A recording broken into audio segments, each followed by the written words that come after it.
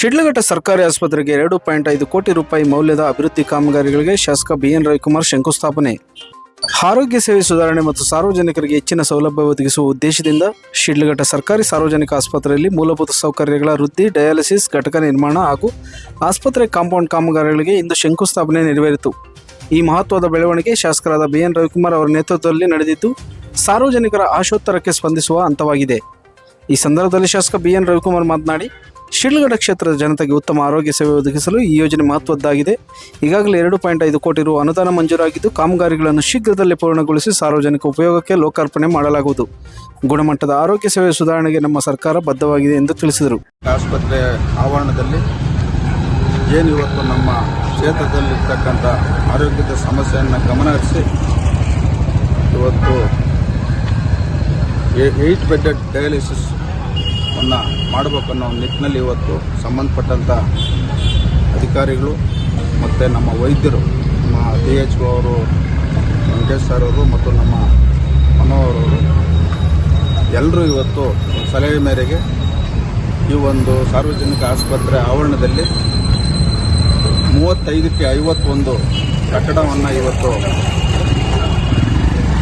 Mark ಮಾಡಿ ಇವತ್ತು ಅಲ್ಲಿ ಕಾಮಗಾರಿ ಪ್ರಾರಂಭ ಮಾಡಿ ಆ ಒಂದು ಡಯಾಲಿಸಿಸ್ ಸೆಂಟರ್ ಮಾಡಬೇಕನ್ನೋ ಒಂದು ತೀರ್ಮಾನ ಮಾಡಿದ್ದೀರಿ.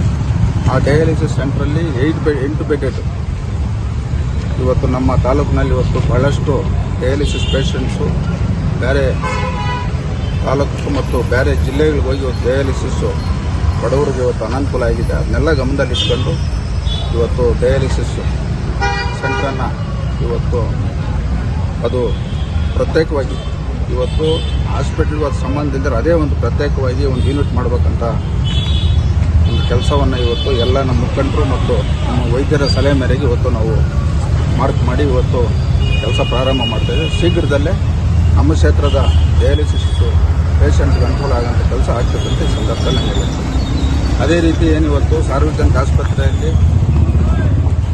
ಸುಮಾರು ಇಲಾಖೆಯಿಂದ 2.5 ಕೋಟಿ ಅನುದಾನ ಬಿಡುಗಡೆ ಆಗಿದೆ. ಏನು ಇವತ್ತು ಮೂಲಭೂತ ಸೌಕರ್ಯ ಕೊಡ್ತಕ್ಕಂಥದ್ದು, ಸುತ್ತ ಕಾಂಪೌಂಡ್ ನಿರ್ಮಾಣ ಮತ್ತು ಒಳಗಡೆ ಇರ್ತಕ್ಕಂಥ ಇವತ್ತು ಭಾಳಷ್ಟು ಅನನುಕೂಲ ಆಗಿತ್ತು ಇಲ್ಲಿ ಬರ್ತಕ್ಕಂಥ ಪೇಷಂಟ್ಸ್ಗೆ. ಅವನ್ನೆಲ್ಲ ಗಮನದಲ್ಲಿ ಇಟ್ಕೊಂಡು ಇವತ್ತು ಕಾಂಪೌಂಡು ಮತ್ತು ಅವಶ್ಯಕತೆ ಇರ್ತಕ್ಕಂಥ ಮೂಲಭೂತ ಸೌಕರ್ಯ ಕೆಲಸ ಸಹ ನಡೀತಾ ಇದೆ. ಅದರದ್ದು ಈ ದಿನ ನಾವೊಂದು ವೀಕ್ಷಣೆಯನ್ನು ಮಾಡಿ ಯಾವ ರೀತಿ ಈ ಒಂದು ಸಾರ್ವಜನಿಕ ಆಸ್ಪತ್ರೆಯಲ್ಲಿ ಕೆಲಸಗಳು ಮಾಡಬೇಕಂತೇಳಿ ಸಂಬಂಧಪಟ್ಟಂಥ ಅಧಿಕಾರಿಗಳಿಗೂ ಮತ್ತು ಗುತ್ತಿಗೆದಾರರಿಗೆ ನಮಗೆ ತಂದಿದ್ದೀರಿ.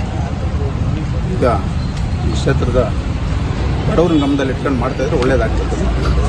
ಈ ಯೋಜನೆ ಅಡಿಯಲ್ಲಿ ಡಯಾಲಿಸಿಸ್ ಘಟಕ ಸ್ಥಾಪನೆ, ಆಸ್ಪತ್ರೆ ಕಾಂಪೌಂಡ್ ನಿರ್ಮಾಣ ಹಾಗೂ ಆಧುನಿಕ ಆರೋಗ್ಯ ಉಪಕರಣಗಳ ಪೂರೈಕೆ ನಡೆಯಲಿದ್ದು, ಶಿಡ್ಲಘಟ್ಟ ಮತ್ತು ಸುತ್ತಮುತ್ತಲಿನ ಗ್ರಾಮೀಣ ಪ್ರದೇಶ ಜನತೆಗೆ ಇದರ ಫಲಪ್ರದ ಪರಿಣಾಮ ಉಂಟಾಗಲಿದೆ.